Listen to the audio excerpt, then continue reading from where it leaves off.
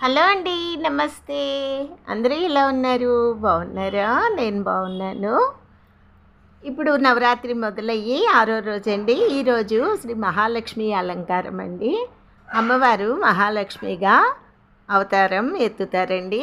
ఈ అవతారం ఎందుకు ఎత్తుతారు అంటే డోలాసురుడు అనే రాక్షసుడిని సంహరించడానికి అమ్మవారు మహాలక్ష్మిగా అవతారము ఎత్తుతారు. అయితే ఫస్ట్ మనం నవరాత్రులు 3 రోజులు పార్వతీగా పూజిస్తామండి.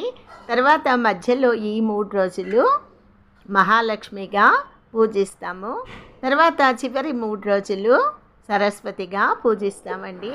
మహాకాళి, మహాలక్ష్మి, సరస్వతి, మహాసరస్వతి అని అమ్మవారు భావించి పూజలు చేస్తామండి నవరాత్రులలో.